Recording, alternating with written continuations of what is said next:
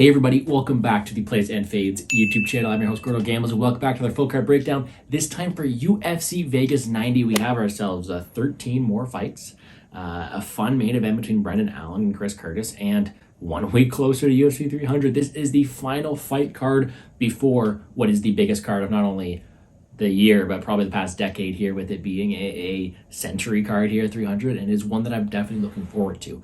Although we do have that card coming up, let's not disregard this fun one here. We do ourselves 13 fights, a lot of very close matchups, and something I'm very much looking forward to. But that is something I do want to mention. UFC 300 next week. Make sure you're subscribed to the channel, showing some love. We should put out a ton of content for what is a phenomenal card, so please make sure you're here. Make sure you check me out on Twitter at GamblesGordo, and make sure we're going out here and trying to cash on some big cards. But this week we are back at the Apex. We do have ourselves an interesting one, a rematch up at this main event, and one that I do want to talk about here. You know all the behind-the-scenes stuff. Check out Established Run. Check out Cool Bet. Let's just talk some fights. Getting the fight night started, we have the 6-0 Melissa Mullins versus the 7-1 Nora Cornolle. We do have ourselves a 135 match between two fighters making their second walk to the UFC.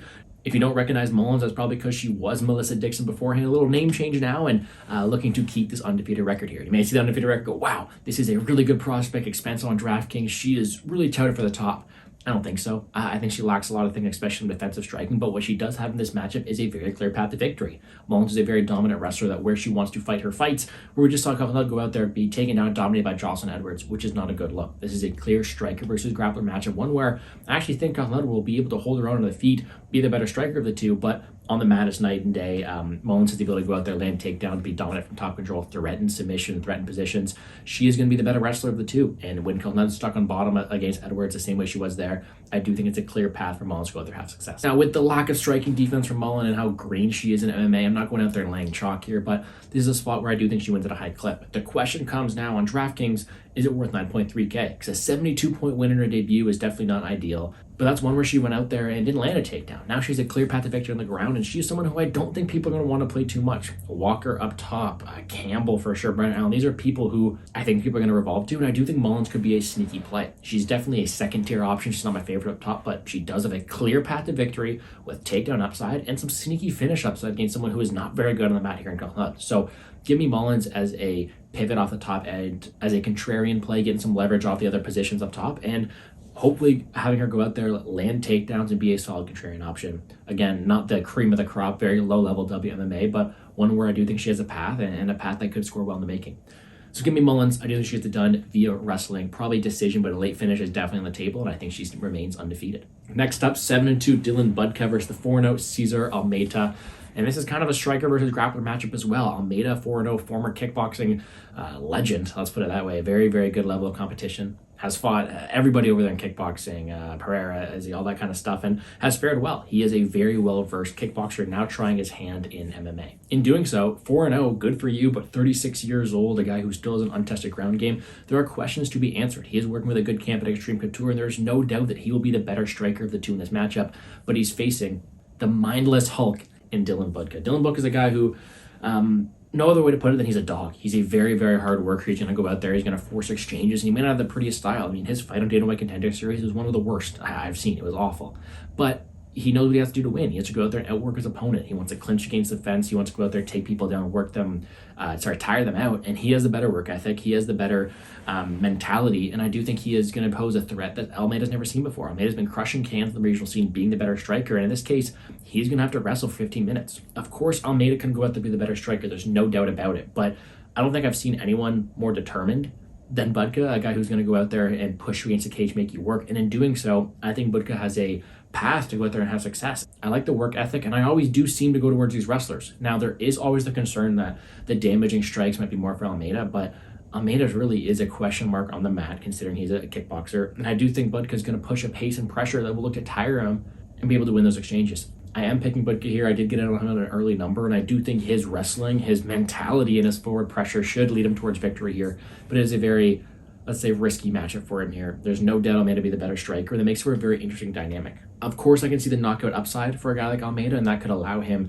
to be a decent play at 7.7K on DraftKings. But truthfully, I see Budka going out there and neutralizing him. I see him pushing against the cage and really taking away from that style that has made Almeida so good. even at that, we've never seen Budka finish. He seems pretty tough, so it seems like a very boom or bust option for Almeida, and although there is a path, I'm not really going to go towards him this week. Instead, I kind of like Budka 8.5K. He does have a lot of wrestling upside. He doesn't seem to have the best control, but he will push a very heavy pace. Control time, takedown upside. He is a very boomer bust option as well because he could very well not get any takedowns. I mean, Hanacom made him fight a really slow fight, and that wouldn't have scored well on DraftKings. I think he is a high risk, high reward option, but one where I do think he has a clear path to victory. One where, like I said, I like his worth ethic, and one where he could go out there and have some success. I'm picking Budka. I think he is also a pivot, a good secondary option due to takedown upside, but what is a really interesting matchup with a solid wrestler versus a solid striker. I think it should be a fun one, but give me Dylan Budka here. Next up, 14-0, Jean Matsumoto versus the 9-1 Dan Argueta, and this is a very fun one. Matsumoto's 24 years old, undefeated prospect. The guy seems to have some very good skills, a very good forward aggressive striker, very good durability, well-rounded in all areas, and although he does have a very good competency on the mat,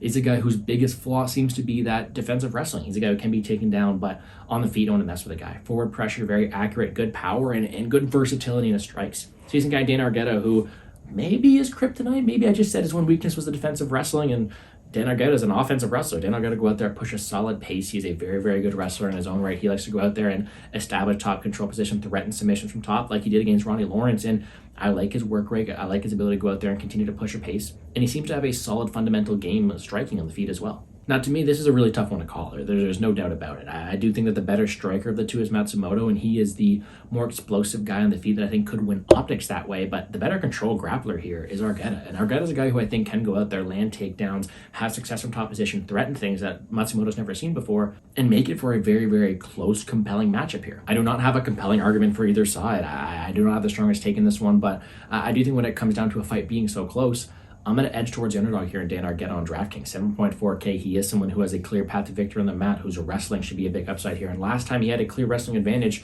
he landed 4 takedowns, scored 1-on-1 against Aguirre, something that will be very good for him at 7.4K here. He's one of my favorite underdogs. I think this fight is so close. Is there a world where he's outstruck by the dynamic 24-year-old in Matsumoto? 100%. That is definitely an opportunity for success for Matsumoto, but I also think there's a clear path for Argueta to go out there and have wrestling success, and I do not want to eliminate that. I think that is his path. I do think it is something that could offer him success here, and in doing so could score well in the process. I do think that is the one flaw I'm seeing in Matsumoto, and Argueta can definitely take advantage of that. So, interesting matchup. I think I am going to pick Matsumoto to win. Gun to my head, I do think he has more options to get it done. But when it comes down to DraftKings upside, he is the side here. I don't really see Matsumoto have too much DraftKings upside, and when you have to go up there and pay 8.8K, I don't think he's going to really get off on too many strikes. I don't think he has much wrestling upside in his own right. And a finish isn't too likely for me, so I'd rather other options. I think it's dog or pass on DraftKings in what is a very, very close fight. Next up, 9-6-1, Cynthia Calvillo, 9-1, Piera Rodriguez, and oh my god, another tough fight to call. We have someone, Cynthia Calvillo, who's lost 5 in a row. The girl has been on a definitely losing streak for sure, to say the least, but is someone who I think has good fundamentals. She's a good volume striker. She has good ground game style. She uses it, but she just hasn't seemed to be putting it all together. She has quit in the stool. She has lost close decisions. Things haven't gone her way, and it's really hard to trust her in this matchup. Piera Rodriguez has just lost her first bout, got submitted by Canadian girl Jillian Robertson, but is someone who I think is a well-rounded prospect. She throws with very good fight-ending intention. She has a competent wrestling game in her own right, can throw, judo throws and stuff like that. She is very talented, and I do think Rodriguez has the tools to go out there and beat the current version of Calvillo we've seen recently. The problem I have here is Calvillo to me has so much potential. You look at the volume on the feet, and I do think she'll be definitely able to out-volume Rodriguez as the fight goes on, especially because Piera really slows down as the fight goes. But she also has an incredible ground game. She never gets to use it, but she has some accolades in BJJ. She is someone who is very talented down there, and I do think she could pose threats to Rodriguez. And although Rodriguez just got stopped by someone really good in Jillian, I think Calvillo can pose a threat down there as well. So to me, it's one where, yeah, all the gut and the read should be like, yeah, the younger girl here in Rodriguez, who is more explosive early on, should be the pick, but I'm really leaning towards Calvillo here. It's really unfortunate. I don't like the way that Rodriguez slows down in these fights. I mean, her volume really tapers off. I don't think she can have too much success from top position like previous opponents of Calvillo. I think it's going to be a 15-minute striking affair, and when the girl with more volume is Calvillo, the girl who's fought a better level of competition is Calvillo, and the girl who I think can have some potential ground success to go there is also Calvillo, I'm going to have to pick her. I think she has too many tools. Of course, this could look like a stupid pick because Rodriguez does throw heavy. She is going to be very explosive early on. I just think it's one where I have to trust the girl with more experience. Hopefully, she's finally able to get to the win column. Ugly pick, I know, but give me the dog here in Cynthia Calvillo. Next up, we do have a real short notice affair here. We do have ourselves the 16-3 Pedro Falcao versus the 24-4 Victor Hugo. Real short notice. Just learned about this one recently. Did a little bit of tape on Pedro Falcao, and he seems to be a guy that is a decent prospect. I do remember him briefly from his Dana White Contender Series matchup. Looked at it actually, and it was the same card that Pierre Rodriguez got our contract on too, as well as Caio Borralho, Johnny Parsons, Armin Petrosyan. That was a pretty good Dana White Contender Series card, but one where he didn't go out there and exceed the salary he went out there had. I do briefly remember him being this touted up prospect, someone who was a minus 300 favorite or more going to the matchup, and although we got our third round finish, he didn't impress as much as people wanted to, didn't really show that finishing mentality, and he didn't get a contract because of it. He's getting his opportunity now on short notice, which I don't really like, but something that you're finally getting him in the show. And the guy is a really well-rounded prospect. He has his win split between KO and submission. He seems to have the ability to go all 3 rounds, has never been finished by knockout or submission. He was injury finished in one of his matchups, but the guy seems pretty durable. The guy seems to have a pretty good well-rounded skill set, but he has had long layoffs. He's taking this fight on short notice, and he's facing a very dangerous guy in Victor Hugo. Hugo is definitely not the most, let's say, polished decision man, but a guy with a ton of finish upside. Great submission artist. He's a rolling for knee bars. He is constantly working on the mat, and he has some good takedowns, go out there and take you down and get submissions there. Very explosive early on, solid power in his strikes early in the fight as well, but he seems to taper off as the fight goes. And I do think this is a spot where if Falcao had a full camp, he could potentially use striking and minute-winning ability to take over as Victor Hugo gets tired down the stretch. With that being said, though, on short notice, I do think it's a very interesting matchup between a guy here who's been training in Hugo, who is very dangerous early on, versus a guy in Falcao who has been tough, but may just not be ready for this early on. And I think when it comes down to a matchup like this, it's hard to tell where both these guys are in their career. They're both young. They're both making their debuts here, but I'm going to take the guy who's been training in a camp more often. I'm going to take the guy who has more finish equity early on, and a guy who I think is just very, very dangerous here in Victor Hugo. I was going to pick Hugo over Alex Haley. I was planning on betting him here, but in this spot, I just think he's the more dangerous fighter of the two early on, who is prepping for a matchup here. Now, Falcao's no pushover, though. I'll probably have ownership of both sides, because I do think it's probably Hugo early or Falcao late, and if Falcao's a big underdog, I may want some exposure to him. But considering I mentioned the upside for Hugo, he is someone who is only listed right now at 8.2K on DraftKings. That is something I'll be looking at. A ton of submission upside. I mean, he's rolling for everything early on, whether it be knee bars or crazy stuff off his back. He's very dangerous. He's very explosive and does have some fight-ending power on the feet early on as well. He does taper on, so he's more of a cheap EP play, but a guy who may fade down the stretch, meaning his opponent can go out there and score well. Either way, he fights at a fun pace. Should be a fun fight to watch. I'm picking Hugo here, but it should be interesting to see where these salaries come out for Falcao. If he's a big enough underdog, I do think he's live as the fight goes, but it should be a fun matchup. Give me Victor Hugo. Next up, 10-2 Norma Dumont versus the 10-4 Germaine de Randamie, making a return after, 3.5 years. We do have ourselves a interesting matchup at the top here for 135. Two of the, let's say, more well-known fighters of this division, and one that should definitely go out there and deliver. I say that optimistically. These fighters can be in slower paced affair. Norma Dumont's not someone I'm super high on, but has had a decent win streak, beating Wolf, Rosa, and Chandler in her last 3, and being 6-1 in her last 7. So a good streak here for someone in Dumont, taking someone in Randamie who was on top of the world, who was a champion, who was a phenomenal kickboxer, but someone who hasn't fought in 3.5 years since being submitted to Juliana Pena there. Although she went out there, had a kid, she's getting up there almost 40 years old, and there are a lot of variables in this matchup.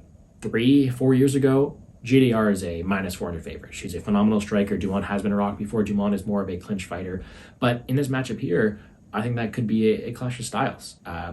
At her peak, Germaine de Randamie could keep opponents off of her and strike her from range. And I do think she'd be able to walk around, use footwork to piece up Norma Dumont at a high clip. But considering we haven't seen her in a while, she's getting up there in age. If she's slower with that movement, Dumont's style is clinch work, is pushing her up against her, utilizing her frame, utilizing that ground game, trying to get her down to the mat. And it kind of makes it for a striker versus grappler matchup, sort of.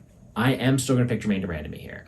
Maybe I have too much faith in older fighters, but I do think she's someone who has the striking, the technicality, the power to dispatch someone like Dumont, who does not defend strikes too well, in my opinion, who has been dropped. And although she's gotten a lot of wins, I don't really compare Wolf and Chandler to the level of someone like JDR, who has touched gold. So give me GDR here, and it was a very close matchup. Tough to trust her at this age. I'm definitely not betting it. I'm definitely staying away. But a very interesting matchup. On DraftKings, fade fight for me should be fought at a very slow pace. De Randamie scores on DraftKings in her wins. I guess she scored 127 against Aspen Ladd, but interesting matchup there. More so, 58 against Pennington in a win there. 75 in a 5-round decision win against Holm. 63 in a decision, 52 in a decision. Those are horrible scores. Whereas even as an underdog, they're not delivering.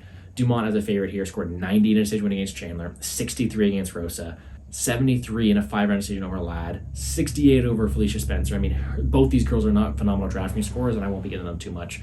Very, very low end option for me. I'm just going to kind of see where both these are in their career and move on to the next one. That next one is the 21-12 Court McGee, 23-9 Alex Morono. And another fun matchup. We have an aging veteran here in Court McGee, someone who I do think is a talented guy, but who is really getting questionable. He used to be a guy who used to be very trustworthy, would go forward, whether through adversity, very tough, durable guy with a good chin, and he will fight back through adversity, be a junkyard dog.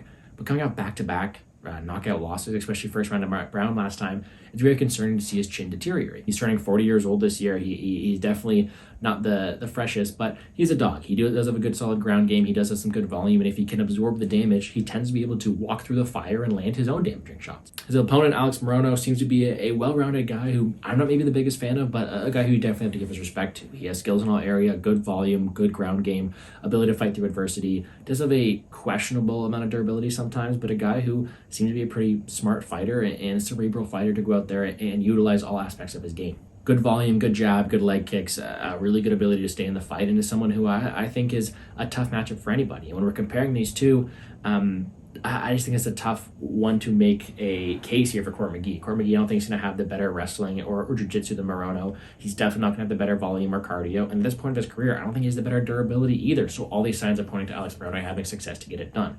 On DraftKings, historically, this wouldn't be the best fight. In Morono's last wins, he scored 85, 75, 79, 69. Those are horrible DraftKings scores. But he's facing a guy who has been knocked out, and that is definitely a path. I'm definitely not getting to Morono 9.2K. He's not my favorite option. But what he is a good contrarian play. I mean, if people see the same way I do, as if he's not a good DraftKings scorer, he is facing an aging veteran, and a first-round KO is not off the table.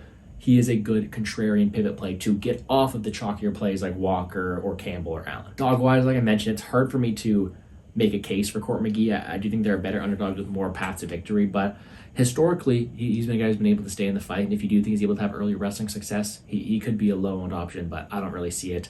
I think Alex Morono should get this one done, and he's my pick to win. On to the main card, we have the fight of the night here, the 9-1 Trevor Peek, 8-2 Charlie Campbell. This fight is absolutely incredible. Trevor Peek, met him in Nashville, great guy, and a legend of the sport, because what he is a balls-to-the-wall, all-action, no-nonsense fighter. He doesn't care if he has to go out there and die in the octagon. He's going to give it all he's got. He's a true warrior in there, and you love to watch that style. No technique, and I mean that with the utmost respect. No technique, but forward pressure, some really solid power, and he wants to knock your head off. He has the ability to do it, whether it be tomahawk shots or going out there chopping at you. Not the most cerebral fighter, but a guy who is fun to watch, to say the least. Charlie Campbell is a more cerebral fighter. He himself has a ton of power in his own right. We saw that over Alex Reyes last time, but this guy is more composed, more technical, a guy who has a ton of power in his own right, but is willing to point fight, is willing to set up his shots. And even though I'm kind of harping on that, it does make for a very interesting matchup, because Trevor Peek will push a fun pace, and he's going to be walking into some heavy shots with Charlie Campbell in what should be a brawl. And last time we saw Charlie Campbell get into a brawl, he himself was caught. So it's not like Charlie Campbell is perfect technically. He can be hit, he can be cracked, but it makes it very interesting dynamic, because on one side of things, I think that Charlie Campbell is the far superior striker. I mean, I think he has way better technicality. I think he's able to land on Trevor Peek as well. I think he's way better defensively, as well as having a way better ground game shall go there. But what it equates to is who would win in like a sloppy brawl, because Trevor Peek is not going to give you the time to set up your shots. He is going to make you work. He's going to push a hectic pace, and he's going to hammer at you no matter how much he can. Can Charlie Campbell remain composed? Because if he's caught by anything, if he's leaving his chin out there, such as he did against Duncan, Peek has knockout power that can end the fight. So I'm picking Charlie Campbell. I think he's the much better fighter, and I do think he should get it done. I mean, I'm not shying away from that pick. I do think he should get this done at a high clip, but it's no lock, because Trevor Peek insinuates chaos. He brings an electric matchup to the table, and in doing so could make it for a very intriguing battle. Give me Charlie Campbell, though I'm never counting out Trevor Peek. Should be a fun matchup. On DraftKings, this is the fight to target, right? It should inside the distance. Whenever it's a Trevor Peek fight, you want to go out there and look to play it. But what side do you want? I prefer the favorite here, 9K, a guy who is very technically sound, if you can be against Trevor Peek. I do think he has KO upside, KO1 upside, ground success shall it go there, and is just the overall better fighter. I think he's one of the best plays this late at 9K. But if you're feeling frisky, if you think Peek can go out there and insinuate a dogfight, insinuate a brawl, 7.2K. He has slate breaking potential. I mean, in his one win, he scored 130 against Gonzalez, his first round win. He creates chaos, is a super fun fighter to watch, and will break the slate if he wins at 7.2K. His style really is 20-point loss or 130-point win. There's no in between, and I do think a win would score very well. I just think it's going to be very hard to come by. Give me Charlie Campbell. This is the fight to target on DraftKings, but a very interesting one to get a read on. Next up, 8-4-1 Lucas Brezski versus the 11-0 Walter Walker. Walter is Johnny Walker's brother. A very interesting guy, a heavyweight here for him, and a very big favorite on the slate. The biggest favorite on the card, not as something you really just got to put out there early. Watching tape on the guy, it's hard to justify such a wide price tag, especially for a debuting fighter, but he does seem to check a lot of the boxes. A ton of power in his hands. Undefeated record, although against a low-level competition, has dispatched them accordingly. Solid wrestling, solid ground game, and has shown a well-versed style. You add in the fact that he's going to be the much larger fighter, actually being the 265 right here, being the big boy, and this does seem like a pretty winnable matchup for him. But he's definitely going to face some adversity. 8-4-1 Lucas Brezski is a guy who hasn't had the best run in the UFC, but does have a fundamental skill set. Let's put it that way. Typically very durable, good get-up game, decent defensive jiu-jitsu, and good volume. He doesn't have that same power you usually have from a heavyweight, but he can contend in the striking. He can get up, and he can make you work for it. And that's going to be very interesting to see what we can learn from someone like Walter Walker this week. Someone Walker who has been able to dispose of his opponent. Someone who, yes, has a phenomenal takedown game and power on the feet, but has not really faced much adversity. So on face value, and gun to my head, I'm picking Walter Walker. I think he wins this fight. I think he has wrestling to do so. I think he has power on his feet to check the chin the same way Waldo Cortez Acosta did. But I don't think it's going to be as easy as the price tag entails. I do think Brezski's going to force him to make resistance, and I do think Brezski wins more than this 10%, 15% indication. I do think he's a live underdog. But I can't get there, and I'm going to let him play for Brezski. He doesn't have the durability or the skill set, really, to trust. But I think it's going to be an interesting one. On DraftKings, I'm very intrigued in this matchup. 9.4K for Walker is a bit steep, but he has wrestling success. He has round 1 KO equity, and he does have a very, very solid side of the distance line. He rates out as one of the best plays on the slate, and I will be playing at 9.4K because, I mean, I do rate him out to be a lot better than Mullins, Morono, or Bahamondes. He rates out as the best play at this 9K range. If I'm saying that Brezski has a path to victory, at 6.8K, that allows you to get almost anybody on the slate, and I do think he's a very live underdog to do so. He may have to weather an early storm, but if you force Walter to wrestle enough, if you force him to go out there and get into an extended fight, I do think Brezski is live, and at 6.8K, I will take some shots on him as well. All this to say is I'm picking Walker. I do think he gets it done, and I do think I'm going to have a lot of him on DraftKings because he has really good early success. I'm not just going to be 100% on him. I'm going to have some on Brezski. I do think it could be a sloppier one as the fight goes on. Of course, the round on upside to Walker, and I'll be playing someone because of it, but one that could get a bit dicey as the fight goes on. I wouldn't parlay Walker this money line. I'd more so trust for some early success. Should be a good one. Let's see if he's able to live off to such a hefty price tag. Next up, 14-5 Ignacio Bahamondes, 20-11 Christos Giagos. Very fun matchup and could be simplified as a striker versus a grappler here. Ignacio Bahamondes, phenomenal frame for the division. Very tall, very lanky, very good kickboxing, very good striking, just putting it that way. Is a guy who has that spinning heel kick, that front kick up the middle. He's a very dangerous guy with weapons from all angles. This guy here, Christos Giagos, who is a primary wrestler, is a guy who has the ability to go out there, land takedowns. I mean, he's landed 22 inside the UFC. He definitely has that ability to, but is a guy who is very front-loaded, and I think it makes for a very interesting dynamic. Bahamondes is going to be a very good striker. He has good volume, he has good technicality, and he's pretty good offensively. But he lacks the takedown defense. He lacks the ground game, and that's how Ludovic Klein was able to beat him. That's how other fighters were able to threaten him, and that's with takedowns, that's with ground success, and I do think that could cause some success here for Giagos, a guy who does rate out as a pretty good grappler. The problem I have with Giagos, and the only reason I'm not betting him, is because he fades on the stretch. Not only is his durability not there, but he is not the best round 3 fighter. He does tire out a lot. He is more of a type 2 muscle fiber type of guy. And if he can't get out Bahamondes early, which we've never really seen, then I don't think he wins this fight at a high clip. So although Giagos has a ton of wrestling upside early on, he does have some power in his hands to maybe knock down Bahamondes as well, a guy who can be hit. I do think as the fight goes on, it's going to be the range, the power, the technicality of Bahamondes taking over, and he is my pick to win. On DraftKings, though, I don't really know if I'm going to get to. I don't really see a Bahamondes finish until late round 2, round 3, and in doing so, it could not score the best. I mean, we've never seen a Bahamondes eclipse 105, and at 9.1K, you want a better score. Score 70 against Ogden, 99 against a much inferior opponent here in Rongzhou. I do think Bahamondes is a very boomer bust option, whereas Giagos, he has round 1 success. He has takedown upside, he has control time, he has power in his hands early on, and I don't think he wins the decision at too high of a clip, I think his upside's rooted in early success. Scored 95 against Soriano in a second round sub, scored 103 in a first round KO over Glenn. When he wins fights, they're early and they score well, and at 7.1K, he's going to be a very sneaky option as well. I do think there's wrestling success. I do think it's a path, and for that side of things, I will have some Giagos on DraftKings, but a very tough matchup to call. I think it's one where if Giagos struggled early on, I do think Bahamondes is able to have some late success, and it may be another highlight reel third round knockout. So close matchup, gun to my head, give me Bahamondes. On DraftKings, give me Giagos. Next up, 19-9-1 Morgan Charriere versus the 15-6 Chepe Mariscal. Aside from the peak fight, maybe my favorite fight in the card. Chepe Mariscal, an absolute dog, has had some decent success in the UFC after coming in on short notice, but is a guy who'll go out there who will bring a brawl. A very fun matchup, has fought some very good level of competition in the regional scene, skills in all area, whether it be the ground, very tough and durable on the feet, good strike and good volume. But he's facing the French phenom here, Morgan Charriere, a guy who, don't be fooled by that 19-9 record, is a very solid fighter. I think when it comes down to comparing the two, it's the cerebral, technical kickboxer here in Morgan Charriere, or the dog, the brawler, the fun fighter here in Chepe Mariscal. And I'm not the highest on Chepe. He's earning my respect, but I picked Jenkins against him. I think I even picked Peak against him in what looks like a horrible hindsight pick. But I just think Charriere's going to bring too much to him, whether it be better technicality, better ability to win optics on the feet, but it's also just a bigger name. And I think when it comes down to a close decision, Charriere's a big star for them over there in France. So I think more signs are aligning here. I think that the physicality may be too much, and I think that the technicality may be too much. Now, can Mariscal make it close? Of course. He's durable. He will go forward. He does throw with fighting intention as well. He is powerful, but I think the volume, the precision, and the kicks of Charriere are going to cause problems and allow him to go out here to win this fight. DraftKings-wise, although it's going to be a fun technical affair, I'm off of it. I don't want it on DraftKings. 7.9K, 8.3K. Don't care about the box scores. I don't care how much they're averaging. I think it's a fight that goes all 15 minutes. I think it's a fight that is going to be a slow kickboxing affair, and I don't see much wrestling success for either side, especially the Charriere side.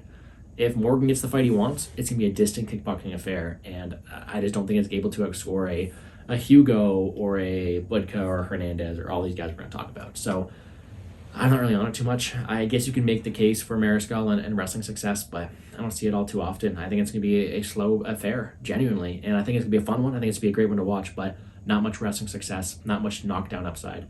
I'm off of it. So give me Charriere to win. It should be a close one, but not my favorite fight on draft. Co-main event time, 14-7, Alexander Hernandez, 22-6-1, Damon Jackson. Fun one. This actually is another fun one. Maybe I like this one better than the Charriere Mariscal one, but two fighters who are typically front-loaded, two fighters who have had a ton of success in their own domains. You have the power threat in Alexander Hernandez, who has round one potential, great hands, still young, has shown a decent ability to wrestle as well.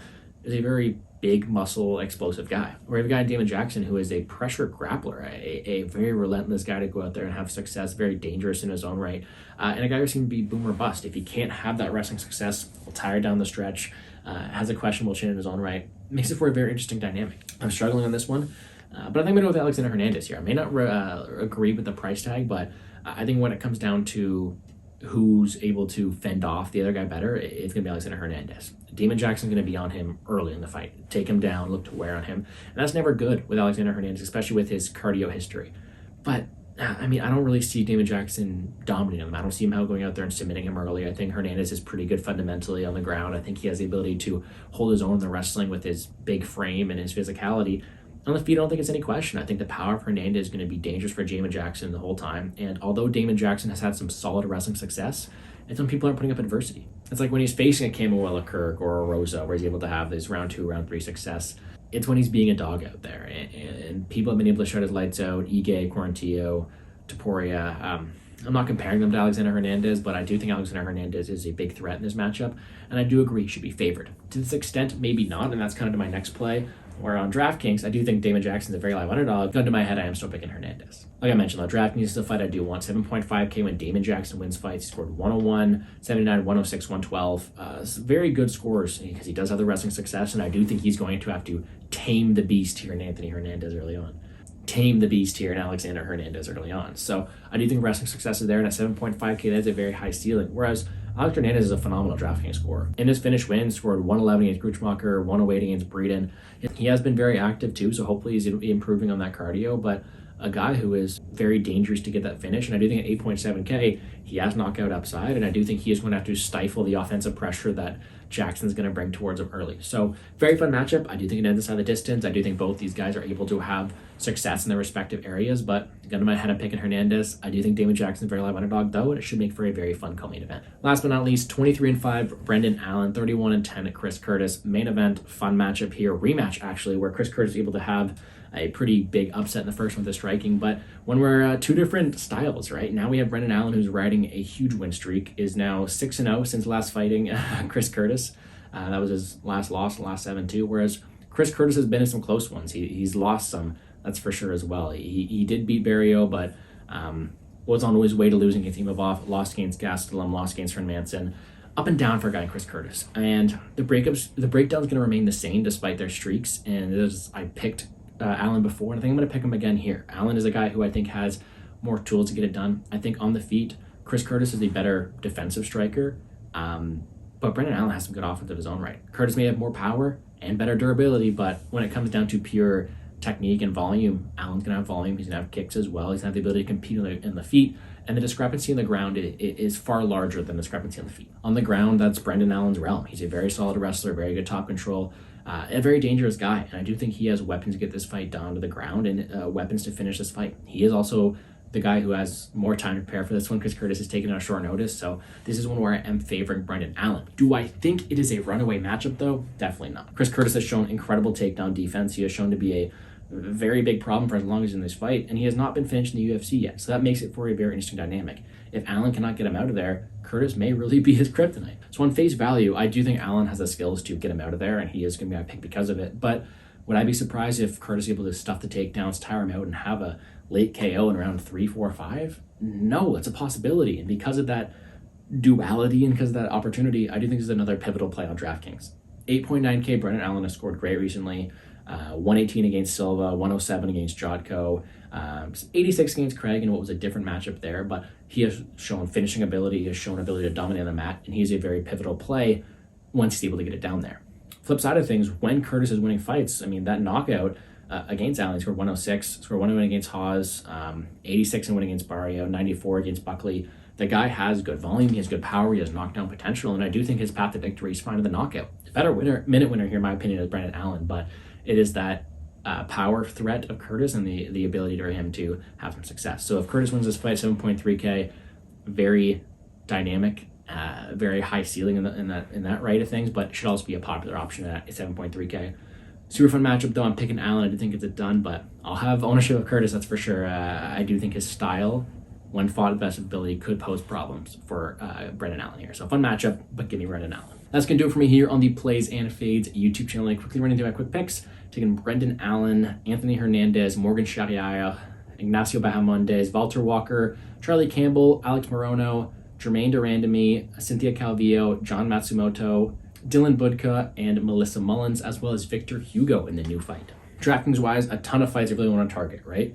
Walter Brezski is one where I think the dog is live to break the slate. Obviously, the 3 favorite fights for me are Campbell Peak, Allen Curtis, and Hernandez Jackson, both really high-paced matchups where I see either side as having finishing potential in all of them. I think in the mid-range that Budka is a solid GBP play, so is Hugo.